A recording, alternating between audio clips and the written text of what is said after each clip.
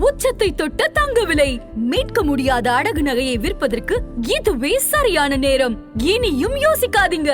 உங்க தங்க நகைய அதிக விலைக்கு விற்க சிறந்த வழி பிரைம் கோல்ட் ஹப் 9840551787. தமிழர்களின் நம்பர் 1 சாய்ஸ் தமிழ் மேட்ரிமோனி.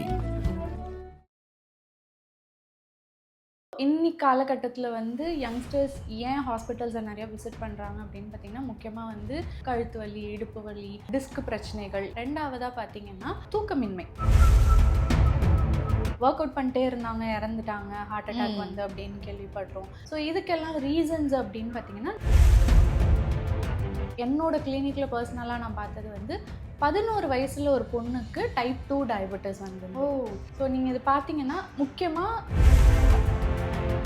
ஜப்பான்லலாம் வந்து பார்த்திங்கன்னா அவங்களோட ஆயுட்காலம் வந்து 130லேருந்து 140 வயதுக்கு வரைக்கும் உயிர் வாழ்கிறாங்க. இங்கே நம்மளுடைய ஃபுட் ஹேபிட்ஸ்க்கும் சொசைட்டிக்கும் இது சாத்தியம். கண்டிப்பாக சாத்தியம். பின்னோக்கி நம்ம அவங்கள ஸ்டடி பண்ணி பார்த்தோம் அப்படின்னா, அவங்க என்ன மாதிரியான வாழ்வியல் இதெல்லாம் ஃபாலோ பண்ணியிருக்காங்க அப்படின்னு பார்த்தீங்கன்னா,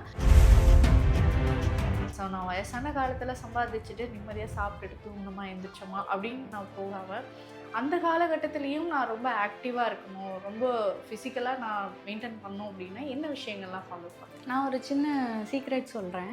இதை நீங்கள் ஃபாலோ பண்ணீங்க அப்படின்னா உங்களுக்கு வயசே ஆகாது. ப்ரோட்டீன் அப்படிங்கிறத கரெக்டாக எப்படி மேனேஜ் பண்ணுறது? டே டு டே லைஃப்க்கு நீங்கள் இவ்வளோ ப்ரோட்டீன் எம்ஃபசைஸோ இல்லை வந்து நீங்கள் ஒரு 1 to 1.5 grams of protein per kilogram body weight நம்ம சொல்கிறோம் இல்லையா? ஸோ அதெல்லாம் நம்மளுக்கு வந்து தேவையே கிடையாது. அதன் ஆன்மீகம் நேயர்களுக்கு வணக்கம். நான் உங்கள் விஜய் பிரியா.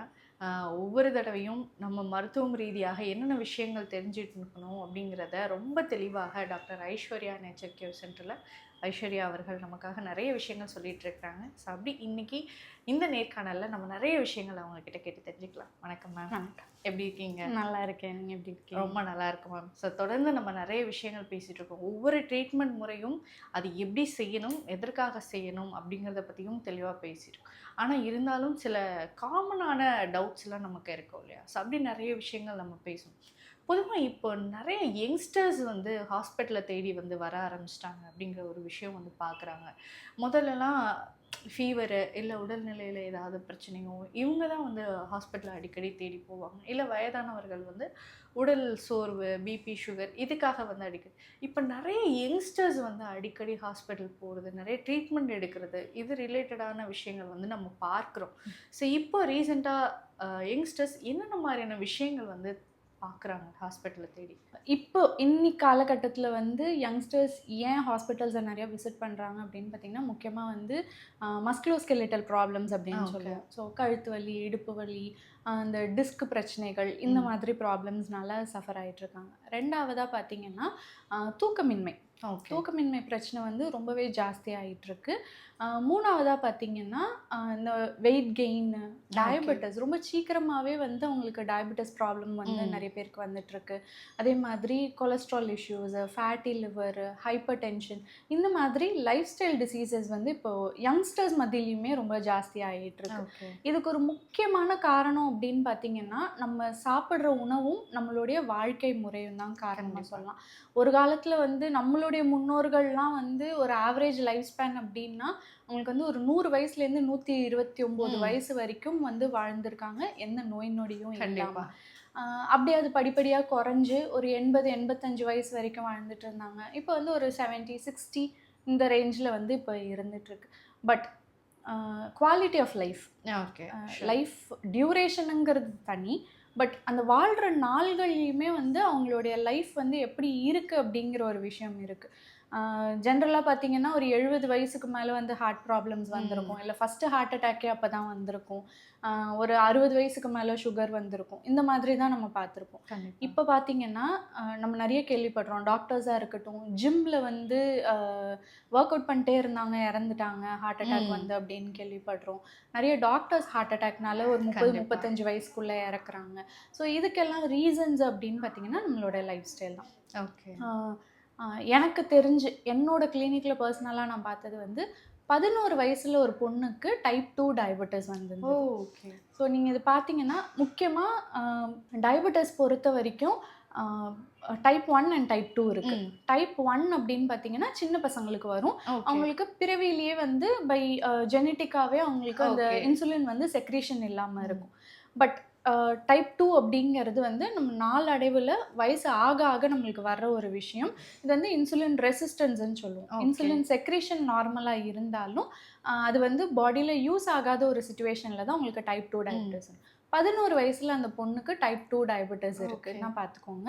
அப்போ அவங்களுடைய லைஃப் ஸ்டைல் வந்து எந்த அளவுக்கு வந்து அது அஃபெக்ட் ஆக ஆரம்பிச்சிருக்கு அப்படின்னு. ஸோ 11 வயசு பொண்ணுக்கு, ஸோ சின்ன பொண்ணு இத்தனைக்கும் அது ரொம்ப சின்ன பொண்ணு. நீங்கள் அவங்க பார்த்தீங்கன்னா அவங்களுடைய ஃபுட் ஹேபிட்ஸாக இருக்கட்டும், அவங்களுடைய ஃபிசிக்கல் ஆக்டிவிட்டி வந்து கிட்டத்தட்ட 0. விளையாட போடுறதோ எதுவுமே இல்லை. நைட்டு தூங்குறது மொபைல்ஸ் ஃபோன்ஸ் நிறையா யூஸ் பண்ணி அவங்க இது பண்ணும்போது, ஸோ இந்த மாதிரி ஃபேக்டர்ஸ்னாலலாம் வந்து உங்களுக்கு அந்த வாழ்வியல் நோய் அப்படிங்கிறது சீக்கிரமே வர ஆரம்பிச்சிருக்கு. ஓகே. இப்போ ரீசெண்டாக வந்து நம்ம ஒரு இன்டர்வியூ பார்த்தோம். ஆக்டர் சரத்குமார் வந்து ஒரு விஷயம் சொல்லியிருப்பார். ஜப்பான்லலாம் வந்து பார்த்திங்கன்னா அவங்களோட ஆயுட்காலம் வந்து 130லேருந்து 140 வயதுக்கு வரைக்கும் உயிர் வாழ்கிறாங்க. அவ்வளோ ஆயுட்காலம் வந்து அவங்களுக்கு இருக்குது. நம்ம தமிழ்நாட்டில் வந்து பார்த்திங்கன்னா 70 to 80 இந்த ஆயுட்காலம் தான் இருக்குது. ஏன் நம்மளால் வந்து அந்த 150 வயதை வந்து கொண்டு வரக்கூடாது அப்படின்ற ஒரு விஷயம். ஹெல்த்தியான லைஃப் ஸ்டைல், ஹெல்த்தியான ஃபுட்டு வந்து இருந்துச்சுன்னா 150 வயது வரைக்கும் வாழ்கிறது வந்து சாத்தியமே அப்படின்னு சொல்லியிருக்கிறாரு. இது உண்மையாகவே நம்ம கலாச்சாரத்துக்கும் இங்கே நம்மளுடைய ஃபுட் ஹேபிட்ஸ்க்கும் சொசைட்டிக்கும் இது சாத்தியமா? கண்டிப்பாக சாத்தியம். அவங்கள வந்து நம்ம ஜப்பானில் இருக்கிற அந்த 100 வயசு தாண்டினவங்கள வந்து நம்ம சென்டினேரியன்ஸ் அப்படின்னு சொல்லுவோம். ஸோ அவங்களுடைய லைஃப் ஸ்டைலு நம்ம வந்து பின்னோக்கி நம்ம அவங்கள ஸ்டடி பண்ணி பார்த்தோம் அப்படின்னா அவங்க என்ன மாதிரியான வாழ்வியல் இதெல்லாம் ஃபாலோ பண்ணியிருக்காங்க அப்படின்னு பார்த்தீங்கன்னா ரொம்பவே இயற்கையோடு சேர்ந்து அவங்க இருந்திருப்பாங்க. அவங்களுடைய ஃபுட் அப்படின்னு பார்த்தீங்கன்னா மோஸ்ட்லி வந்து இயற்கையோடு சேர்ந்து இருக்கும். லைக் ஃப்ரூட்ஸ் நிறையா சாப்பிட்றது, வெஜிடபிள்ஸ் நிறையா சாப்பிட்றது, சன்ரைஸ் ஆனதுக்கப்புறம் சாப்பிடுவாங்க, சன் செட் ஆகிறதுக்கு முன்னாடி சாப்பிடுவாங்க, 2 மீல்ஸ் a day ஃபாலோ பண்ணியிருப்பாங்க, ஃபிசிக்கல் ஆக்டிவிட்டி இருந்துகிட்டே இருக்கும். அதே மாதிரி மென்டலி இப்போ நம்மலாம் பார்த்தீங்கன்னா ஒரு 60 வயசில் நம்மளை ரிட்டையர் ஆகி வீட்டில் உட்கார வச்சுட்டாங்க அப்படின்னா நம்ம அண்டர்கோ பண்ணுற ஒரு மென்டல் ஆகனி வந்து ரொம்பவே ஜாஸ்தியாக இருக்கும். நான் வேண்டாதவனா போயிட்டேன், நான் வந்து அப்போ இம்பார்ட்டண்ட்டாக இருந்தேன், அந்த மாதிரி நிறைய ஃபேக்டர்ஸ் உள்ளே வரும். லோன்லினஸ் இருக்கும். நீங்கள் ஜப்பானில் அவங்க அந்த சென்டினேரியன்ஸை நீங்கள் ஸ்டடி பண்ணி பார்த்தீங்கன்னா தெரியும், they had a purpose in life. ஓகேவா? யாருமே வந்து சும்மாவே இருக்க மாட்டாங்க. எல்லாருமே வந்து ஒரு பர்பஸை நோக்கி தான் அவங்களுடைய லைஃப் இருந்துகிட்டே இருக்கும். மணி சம்பாதிக்கிறதுக்காக மட்டும் வேலை பார்த்தேன், அதுக்கப்புறம் எனக்கு வேலை இல்லை அப்படிங்கிற ஒரு ஐடியாலஜியும் அங்கே கிடையாது. It is their life purpose அப்படிங்கிற மாதிரி வேலை பார்த்துட்டு இருப்பாங்க. ப்ளஸ் தே ஃபாலோ தேர் இக்கிகை நம்ம சொல்லுவோம். ஸோ அந்த விஷயங்கள்லாம் வந்து நம்மளுமே இப்போ ஸ்லோலி இது நம்மளுக்கு புதுசுன்னு கிடையாது. பட் சம்வேர் அலாங் த வே நம்ம வந்து இதெல்லாம் மறந்துட்டோம். நம்ம வந்து ஒரு வெஸ்டர்னைஸ்ட் கல்ச்சருக்குள்ளே நம்ம போக ஆரம்பிச்சிட்டோம். பட் நீங்கள் நல்லா நோட் பண்ணிங்கன்னா வெஸ்டர்னில் இருக்கிறவங்க கூட வந்து இப்போ இதை தான் வந்து ஸ்ட்ரெஸ் பண்ணி பேசிகிட்டு இருக்காங்க. Life style is the most important thing right now. கண்டிப்பாக. ஸோ இப்போ நிறைய விஷயங்கள் நம்ம பார்க்குறோம். இளமை காலத்தில் ஆடி ஓடி பாடி சம்பாதிக்கணும், முதுமை காலத்தில் ரெஸ்ட் எடுக்கணும் அப்படிங்கிறது தான் நம்மளுடைய பேட்டர்னாகவே நம்ம வந்து ஃபாலோ பண்ணிகிட்ருக்குறோம். ஸோ இது இப்போ நீங்கள் சொன்ன மாதிரி ஜப்பானில் அந்த ஒரு மைண்ட் செட்டு இல்லை, அவங்க வயதான காலத்துலேயும் அவங்க என்ன பர்பஸ்க்காக இருக்கிறாங்க, என்ன பர்பஸ்க்காக அவங்க வாழ்ந்துட்டுருக்குறாங்கிற ஒரு விஷயத்தை வந்து பண்ணிகிட்டே இருக்கிறாங்க. ஆனால் நம்மளோட உடலும் ஒத்துழைக்கணும் அப்படிங்கிற ஒரு விஷயம் இருக்குல்ல. ஸோ நான் வயசான காலத்தில் சம்பாதிச்சுட்டு நிம்மதியாக சாப்பிட்டுட்டு தூங்கணுமா எந்திரிச்சோமா அப்படின்னு நான் போகாமல் அந்த காலகட்டத்துலேயும் நான் ரொம்ப ஆக்டிவாக இருக்கணும், ரொம்ப ஃபிசிக்கலாக நான் மெயின்டைன் பண்ணணும் அப்படின்னா என்ன விஷயங்கள்லாம் ஃபாலோ பண்ணணும்? நான் ஒரு சின்ன சீக்ரெட் சொல்கிறேன். இதை நீங்கள் ஃபாலோ பண்ணிங்க அப்படின்னா உங்களுக்கு வயசே ஆகாது. நம்மளுக்கு என்ன தான் ஒவ்வொரு பர்த்டே கடந்து போனாலும் ஒரு 70-80 வயசு ஆனாலும் நம்மளுடைய உள் உறுப்புகள் எல்லாமே ரொம்ப யங்காக ஹெல்த்தியாக இருக்கும் இதை ஃபாலோ பண்ணோன்னா. என்னென்னா நம்மளுடைய டயட் இதுதான் வந்து ரொம்ப ரொம்ப ரொம்ப கீ ஃபேக்டரான ஒரு விஷயம். நம்ம ஒரு நாளைக்கு 2 வேளை மேக்ஸ் டு மேக்ஸ் ஒரு 3 வேளை நம்ம சாப்பிட்டோம் அப்படின்னாலே நம்மளுடைய ஆர்கன்ஸு, நம்மளுடைய ஸ்கின்லேருந்து எல்லாமே வந்து ஐடியலாக வந்து ஹெல்த்தியாக இருக்கும், யங்காக இருக்கும். நம்ம என்ன பண்ணுறோம் அப்படின்னா எப்போல்லாம் நம்மளுக்கு போர் அடிக்குதோ நம்ம சாப்பிட ஆரம்பிக்கிறோம். எப்போல்லாம் வந்து யாராவது கடுப்பேற்றுறாங்க இல்லை ஸ்ட்ரெஸ்ஸாக இருக்குது அப்படின்னா இல்லை எனக்கு மூடு வந்து லைட்டுன்னு ஆனும், நான் ஏதாவது சாப்பிட்றேன். ஸ்ட்ரெஸ் ஈட்டிங்னு கூட அதை வச்சுக்கிறாங்க. எக்ஸாக்ட்லி. மிட் நைட்டில் போய் சாப்பிட்றது. ஐயோ நான் முழிச்சிட்டு இருக்கேன், எனக்கு வந்து பசிக்கிற மாதிரி இருக்கு, அதனால நான் போய் சாப்பிட்றேன் அப்படின்னு சொல்கிறது. நைட் ஷிஃப்ட்ஸில் சாப்பிட்றது. அதுக்கப்புறம் சும்மா ஃப்ரெண்ட்ஸோட சோஷியலைஸ் பண்ணுறேன் அப்படின்னு சொல்லி சாப்பிட்றது. நிறைய பேர் பார்த்திங்கன்னா நாங்கள் டயட் அட்வைஸ் பண்ணாலுமே இல்லை எனக்கு பசிக்குமே அப்போ நான் என்ன சாப்பிட்றது அப்படின்ற மாதிரி கேட்பாங்க. ஸோ என்னென்னா நம்மளுடைய ஃபுல் ஃபோக்கஸும் வந்து அடுத்து என்ன சாப்பிடணும் அப்படிங்கிற ஒரு ஃபேக்டரில் தான் இருக்குது. இதில் 2 விஷயம் இருக்குது. ஒன்று, நம்ம சாப்பிட்ற உணவு அல்ட்ரா ப்ராசஸ் ஃபுட்ஸ் வந்து நிறைய இப்போ நம்ம சாப்பிட ஆரம்பிச்சிட்டோம். Starting from pizza, burger, packaged foods, நம்ம வந்து ஃப்ரைடு ஃபுட்ஸாக இருக்கட்டும், இந்த மாதிரி ஃபுட்ஸ் வந்து இப்போ நம்ம நிறைய சாப்பிட ஆரம்பிச்சிட்டோம். 2வதாக நிறைய டைம்ஸ் சாப்பிட்றோம். டாக்டர்ஸுமே நிறைய பேர் வந்து அட்வைஸ் பண்ணுறது என்னென்னா, ஓகே உங்களுக்கு இந்த சுகர் பிரச்சனை இருக்கா, டயபெட்டிஸ் இருக்கா, நீங்கள் வந்து குட்டி குட்டி மீல்ஸாக சாப்பிடுங்க. கேஸ்ட்ரைட்டிஸ் இருக்கா, குட்டி குட்டி மீல்ஸாக நீங்கள் டிவைட் பண்ணி சாப்பிடுங்க அப்படின்னு சொல்லி ஒவ்வொரு தடவை நம்ம சாப்பிடும்போதும், அது எவ்வளோ சின்ன விஷயமா இருந்தாலும் சரி, எவ்வளோ ஹெவி மீலாக இருந்தாலும் சரி, ஒவ்வொரு தடவை நம்ம சாப்பிடும்போதும் நம்மளுடைய டிஎன்ஏல வந்து சேஞ்சஸ் நடந்துகிட்டே இருக்கும். ஸோ அப்படி சேஞ்சஸ் நடக்கும்போது என்ன ஆகுனா உங்களுக்கு சீக்கிரம் வந்து ஏஜ் வந்து ஸ்டார்ட் ஆகிட்டே இருக்கும். நீங்கள் நிறைய பேர் நீங்கள் நோட் பண்ணிங்கன்னா நம்மளுடைய அப்பா அம்மா இல்லை முன்னோர்கள்லாம் நீங்கள் பார்த்தீங்கன்னா எங்கள் பாட்டி வீட்டில் அப்படி தான். எங்கள் பாட்டி வீட்டில் எப்படின்னா மிட் மார்னிங் ஒரு பிரன்ச்சு சாப்பிடுவாங்க, ஒரு ஏர்லி ஈவினிங் போல் ஒரு டின்னர் சாப்பிட்ருவாங்க, அவ்வளோதான். அதுக்கு மேலே வேறு எதுவுமே வந்து கொடுக்க மாட்டாங்க. இந்த பிரேக்ஃபாஸ்ட் ஒன்று, லன்ச் ஒன்று, டின்னர் ஒன்று, அந்த மாதிரி எதுவுமே வந்து அங்கே கிடையவே கிடையாது. ஸோ அந்த மாதிரி ஒரு ஆஸ்பெக்டில் நம்ம பார்த்தோன்னா நம்ம டிஎன்ஏல இந்த டீலோமியர் அப்படின்னு சொல்லுவோம். ஸோ அதில் சேஞ்சஸ் நடக்க the more you eat the faster you age. Okay. So அப்படி இருக்கும்போது நம்மளுடைய உணவை நம்ம ப்ராப்பராக வச்சுக்கிட்டோம் அப்படின்னா நம்மளுக்கு எவ்வளோ நாள் ஆனாலும் நம்ம இந்த மாதிரியான நோய்கள்லேருந்து விடுபடலாம். எப்போவுமே இளமையாக ஒரு ஹெல்த்தியாக வந்து நம்ம இருக்கலாம். கண்டிப்பாக. இப்போ ஒரு ஒரு விஷயம் இருக்குது. ஆக்ட்ரஸ்லாம் வந்து பார்த்திங்கன்னா 50 வயசு தாண்டினா கூட அவங்க ரொம்ப இளமையாக இருப்பாங்க. ஆனால் நம்ம சர்க்கிளில் இருக்கக்கூடிய தாத்தா பாட்டிலாம் வந்து பார்த்திங்கன்னா 50 வயசு ரொம்ப ஓல்டாக தெரிவாங்க. அப்போ இவங்களோட மைண்ட் செட் காசு இருந்தால் இந்த விஷயங்கள் பாசிபிள் அப்படிங்கிற ஒரு மைண்ட் செட் இருக்குல்ல. உண்மையாகவே காசு இருந்தால் மட்டும்தான் இந்த லைஃப் ஸ்டைல் நம்மளால் மேனேஜ் பண்ண முடியுமா, இல்லை காசு இல்லைனாலும் இந்த ஹெல்த்தியான மேனேஜ்மெண்ட் கண்டிப்பாக பாசிபிள் அப்படிங்கிற விஷயம் இருக்குது? இதை நான் எப்படி பார்க்குறேன்னா, இது காசு இல்லை அப்படிங்கிற விஷயத்தில் பார்க்காம how much you care for your self. ஒரு கட்டத்துக்கு மேலே காசு வந்துருச்சுன்னா அதை நான் எப்படி ரிலேட் பண்ணுறேன்னா, நிறைய காசு இருக்கும்போது என்னென்னா வீட்டில் சுற்றி இருக்கிற வேலையெல்லாம் நீங்கள் பார்க்க மாட்டீங்க. அதெல்லாம் வந்து வேறு யாரோ நீங்கள் ஆள் வச்சு அந்த மாதிரி நீங்கள் பார்த்துப்பீங்க. So you will have more time for yourself. கண்டிப்பாக. ஸோ அப்போ என்னென்னா நீங்கள் ப்ராப்பராக சாப்பிடுவீங்க, ப்ராப்பரான டைமுக்கு தூங்குவீங்க. நீங்கள் ஃபிசிக்கல் ஆக்டிவிட்டி இன்றைக்கி என்கிட்டே வர பேஷண்ட்ஸ் நிறைய பேர்கிட்ட நான் வந்து இல்லை நீங்கள் இவ்வளோ நேரம் எக்ஸசைஸ் பண்ணணும், டைம் இல்லை மேம், என்னென்னவோ பண்ணுறேன் ஆனால் டைம் இல்லை மேம், நான் இன்னொரு நாள் பண்ணுறேன்னா அதை நம்ம போஸ்ட்போன் பண்ணிகிட்டே போகிறோம். ஒரு 4 விஷயம் முக்கியமாக வந்து நம்ம லைஃப்பில் என்ன ஸ்டேஜில் இருந்தாலுமே நம்ம அதை வந்து ஃபாலோ பண்ணுறது ரொம்ப எசென்ஷியல். ஒன்று, நம்ம ப்ராப்பரான டயட் ஃபாலோ பண்ணணும். நெக்ஸ்ட்டு தூக்கம். இன்னைக்கு ரேஞ்சில் நிறைய பேருக்கு இருக்கிற பிரச்சனை அப்படின்னு வந்து பாதி பேருக்கு தூக்கம் வரமாட்டேங்குது. பாதி பேருக்கு தூக்கம் வந்தாலும் Instagram is taking over their life.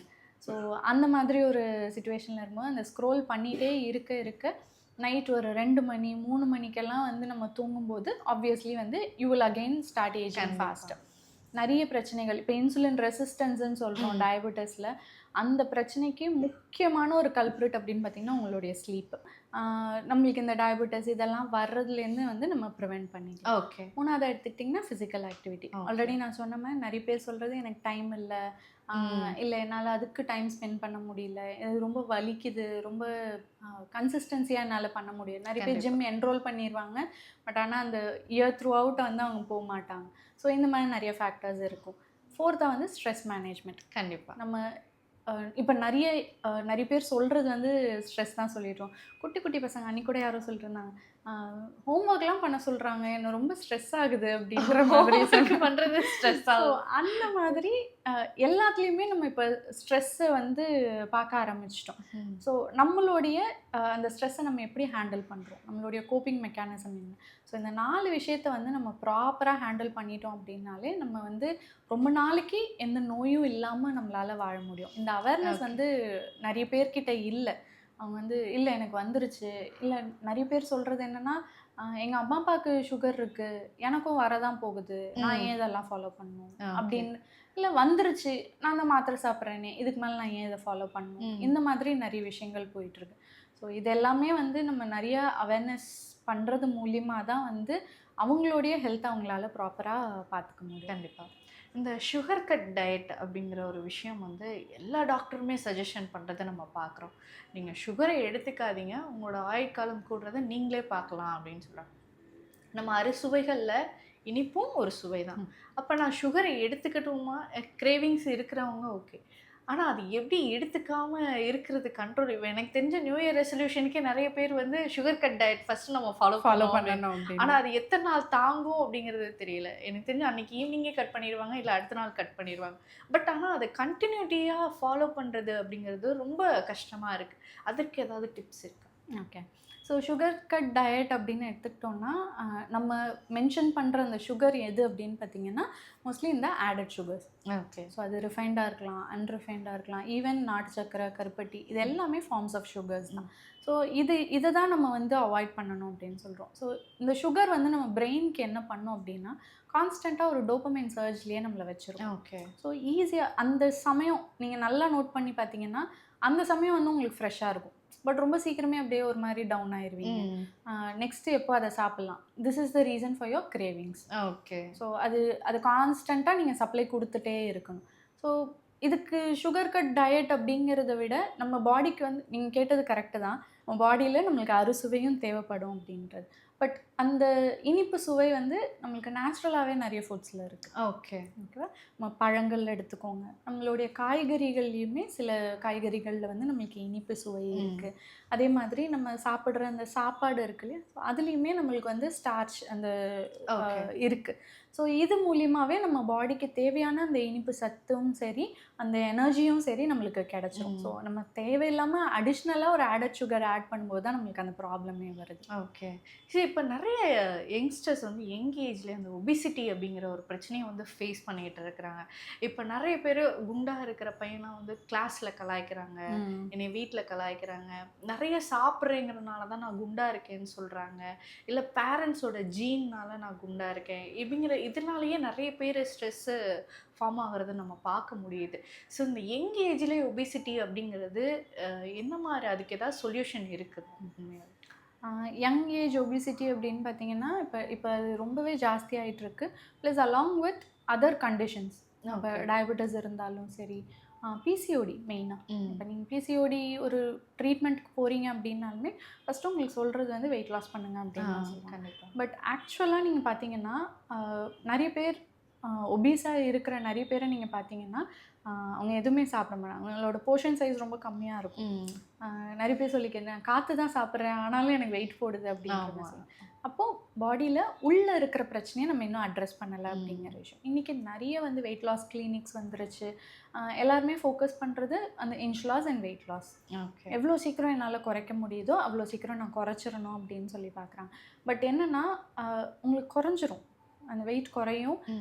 But நீங்கள் அந்த ட்ரீட்மெண்ட்லேருந்து இல்லை அந்த விஷயத்துலேருந்து நீங்கள் வெளில வந்துட்டீங்க அப்படின்னா திருப்பி அது ஜாஸ்தி ஆகிறதுக்கு, அதே வெயிட் வந்து ஆட் ஆன் ஆகிறதுக்கான சான்சஸ் நிறைய இருக்குது. ஏன் அப்படின்னா நம்ம இன்னும் அந்த ரூட் காஸை வந்து ட்ரீட் பண்ணலை. ரூட் காஸ் அப்படின்னு பார்த்தீங்கன்னா மோஸ்ட்லி வந்து செல்லுலார் இன்ஃப்ளமேஷன்னு சொல்லுவோம். அதாவது இப்போ நம்மளுக்கு எங்கேயா அடிபட்டுச்சு அப்படின்னா உடனே அந்த இடம் வந்து வீங்கி போயிடும் இல்லையா. So it's a sign of ஒரு ஃபைட் நடக்குது, நான் சரி பண்ணுறதுக்கு ட்ரை பண்ணுறேன் அப்படிங்கிற விஷயம். இது நம்மளுடைய செல்களுக்குள்ளே நடக்கும்.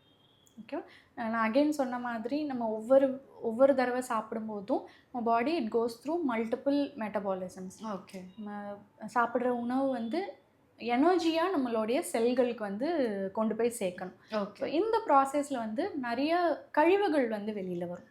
ஓகே, இது வந்து என்ன ஆகும்னா நம்ம பாடியில் தேக்கம் அடைஞ்சிட்டே இருக்கும். ஸோ த மோர் அது வந்து இந்த ஃப்ரீ ரேடிக்கல் டேமேஜ்னு சொல்லுவோம், ஆக்சிடேட்டிவ் ஸ்ட்ரெஸ்ன்னு சொல்லுவோம், செல்லுலார் இன்ஃப்ளமேஷன் சொல்லுவோம். ஸோ இதெல்லாம் நம்ம பாடியில் வந்து நாளாக இன்க்ரீஸ் ஆகிட்டே இருக்கும்போது என்ன ஆகும்னா பாடி கோப்பப் பண்ணுறதுக்கு ஒரு மெக்கானிசமாக தான் நம்மளுக்கு வந்து வெயிட் போடுது. சிம்பிளாக சொல்லணும்னா இப்போ நீங்கள் வந்து கான்ஸ்டண்ட்டாக ஒரு ஸ்ட்ரெஸ்ஸில் இருக்கீங்க. இமேஜின் நீங்கள் வந்து ஒரு காட்டுக்குள்ளே இருக்கீங்கன்னு வச்சுக்கோங்களேன். ஒரு புலி துரத்துது அப்படின்னா நம்ம வந்து உடனே ஓடுறதுக்கு பார்ப்போம். ஆமாம். ஸோ பாடி என்ன நினைக்கும் அப்படின்னா நம்ம வந்து நம்மளை காப்பாற்றிக்கணும், அதனால நம்ம வந்து இப்போ ஓடணும். அந்த ஓடும்போது நம்மளுக்கு பசி, தாகம், தூக்கம் இது எதுவுமே இருக்காது. பட் பாடி திருப்பி நார்மல்சிக்கு வந்தோன்னா உங்கள் பாடி அது ப்ரிப்பேர் பண்ண ஆரம்பிக்கும். ஓகே. ஸோ நீங்கள் சாப்பிட்ற சாப்பாடு எல்லாத்தையும் ஃபேட்டாக அங்கங்கே ஸ்டோர் பண்ணி வச்சுக்கணும். ஸோ இந்த மாதிரி ஒரு த்ரெட் வரும்போது நீங்கள் ஓடுறதுக்கு அந்த ஃபேட் வந்து பர்ன் ஆகி உங்களுக்கு எனர்ஜி கொடுக்கறதுக்கு ஹெல்ப் பண்ணும். ஓகே. இன்றைக்கி மாடர்ன் டேயில் நம்ம எனி டைம் ஒரு ஸ்ட்ரெஸ்ஃபுல் சுச்சுவேஷனில் தான் இருக்கும். கண்டிப்பாக. ஓகேவா? நம்ம வந்து எல்லாத்துக்குமே ஸ்ட்ரெஸ் ஆகும். அடுத்து என்ன, இப்போ என்ன நடக்க போகுது, மேனேஜர் என்ன சொல்லுவான், இந்த மாதிரி நம்ம இந்த ஸ்ட்ரெஸ்ஸை நம்ம போட்டுகிட்டே இருக்கும்போது பிரெயினுக்கு வந்து அந்த டிஃப்ரென்ஸ் தெரியாது. அது ஆக்சுவல் த்ரெட்டா இல்லை நம்ம வந்து இமேஜின் பண்ணுறோமா அப்படிங்கிற டிஃப்ரென்ஸ் வந்து பிரெயினுக்கு தெரியாது. ஸோ அப்போ என்ன ஆகும்னா பிரெயின் நம்மளை ப்ரிப்பேர் பண்ண ஆரம்பிக்கும். ஸோ அப்போ ஃபேட்டை வந்து அங்கங்கே டெபாசிட் பண்ணும். Usually it is around your waist. That is the most dangerous form of obesity. Okay. வயிறை சுற்றி உங்களுக்கு வெயிட் கெயின் இருக்குது அப்படின்னாலே நீங்கள் அதை வந்து இம்மீடியட்டாக அட்ரெஸ் பண்ணணும். அந்த ப்ராப்ளம் வந்து நம்ம முத்த விட்டுட்டோம் அப்படின்னா அது மல்டிபிள் காம்ப்ளிகேஷன்ஸ்க்கு ரீசன் ஆகிடும். ஓகே. இப்போ நம்ம இன்ஸ்டாகிராம் திறந்தாலே இந்த ப்ரோட்டீன் அப்படிங்கிற ஒரு விஷயம் வந்து எல்லா டாக்டர்ஸும் இல்லை எல்லா இன்ஃப்ளூயன்ஸரும் பேசுகிறத நம்ம பார்க்க முடியுது. ஸோ நம்மளோட அன்றாட தேவைகளில் ப்ரோட்டீன் வந்து ரொம்ப அதிகமாக எடுத்துக்கணும் அப்படின்ற ஒரு விஷயம் வந்து சொல்கிறாங்க. பட் அதை எப்படி நான் கன்சியூம் பண்ணுறது? ப்ரோட்டீன் பவுடர் இல்லை ஃபுட்டில் நாம் அதை ஃபோக்கஸ் பண்ணும்போது ஒரு சிலர் வந்து ப்ரோட்டீன் பவுடர் எடுத்துக்காதீங்க, கிட்னி போயிடும், அது அப்படிங்கிற மாதிரியான ஒரு மித்தையும் க்ரியேட் பண்ணி வச்சுருக்குறாங்க. ஃபுட்டுலேயும் அதிகமாக இன்டேக் வந்து இதில் உங்களுக்கு இவ்வளோ தான் ப்ரோட்டீன் இருக்கும், ஆனால் இது வந்து நீங்கள் அதிகமாக எடுத்துக்கணும், அப்போ நான் இவ்வளோட எப்படி சாப்பிட முடியும் அப்படின்னு. இந்த ப்ரோட்டீன் அப்படிங்கிறத கரெக்டாக எப்படி மேனேஜ் பண்ணுறது? இப்போ தான் நம்ம ரீசெண்டாக இந்த ப்ரோட்டீன் நிறைய கேள்விப்பட்டுட்டே இருக்கோம். எங்கே பார்த்தாலுமே நீங்கள் ப்ரோட்டீன் சாப்பிட்டீங்களா, ஈவன் இப்போ பிக் பாஸில் கூட ஐயோ முட்டை எடுத்துட்டிங்களா, என்ன ப்ரோட்டீன் போயிருச்சு அப்படின்ற மாதிரி சொன்னாங்க. சரி, ஏன் ப்ரோட்டீன்னா நம்ம இப்போ இவ்வளோ ஸ்ட்ரெஸ் பண்ணுறோம்?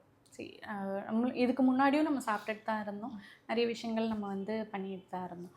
என்னன்னா இப்போ ஏன் நம்மளுக்கு இவ்வளோ எம்ஃபசிஸ் பண்ணுறோம் அப்படின்னா we are focusing more on என்ன சொல்கிறது, நம்மளுடைய பாடி பில்டிங், ஸ்ட்ரென்த் ட்ரைனிங், இதெல்லாம் நம்ம வந்து இப்போ ஃபோக்கஸ் பண்ண ஆரம்பிச்சிருக்கோம்.